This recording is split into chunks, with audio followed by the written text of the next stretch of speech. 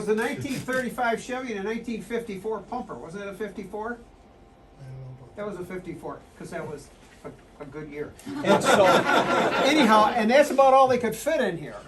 And they had to keep the tanker over there in the bank parking lot in the side. And as a kid, I can remember hearing the whistle. We get on our bicycles, which back in those days was a necessity. They weren't toys. They were like transportation, and we pieced them together. And we'd wheel up to the fire hall. The siren was up on top of the old post office next door, which is Manny J's now.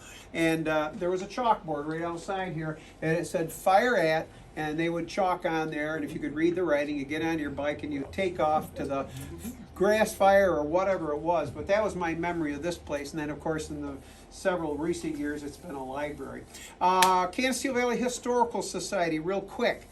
Having quite a successful year. We're looking for members, and we would really like to get you involved for those who were not members. And how many members do we have?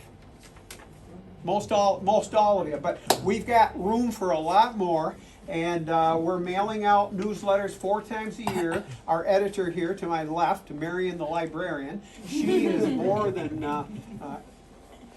able to put out a heck of an informative newsletter that is just jam-packed with all kinds of information. So my hats are off to my cousin, Dorothy, for those who don't know.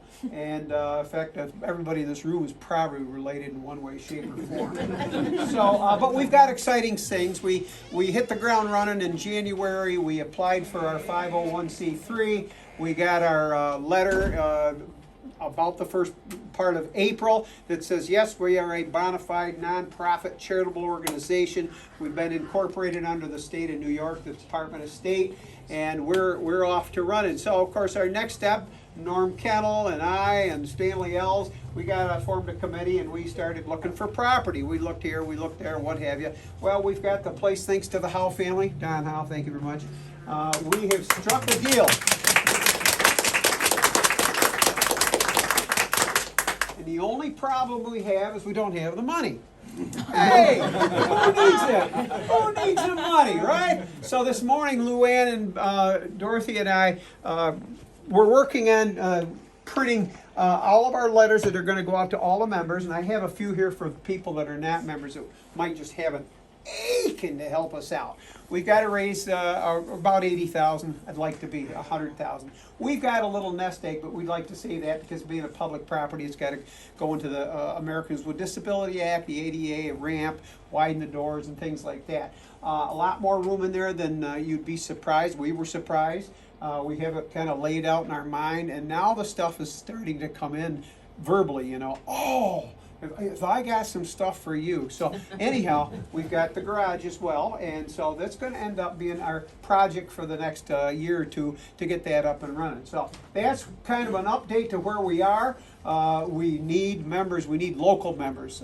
We need members at large as well, you know, to get on our mailing list. You know, the dues help us out. We can bring in, with our history of our dues, we have enough money to pay tax or insurance and utilities on the house. Being a nonprofit, we hope to that the government will help us out by allowing us not to pay taxes over there, so that'll be help. So that's all I'm going to say. I'm going to turn it over to my, didn't know it, my neighbor, 5 houses down, Cody Herman. How long have you been here? 2 years. I know absolutely nothing about you, Cody, so I'm going to introduce you. This is a great first day. Yes. So you've been here a couple of years, and I'm going to let you introduce yourself and fill yourself in. But ladies and gentlemen, again, thank you so much for coming. And Cody, take it away. Awesome.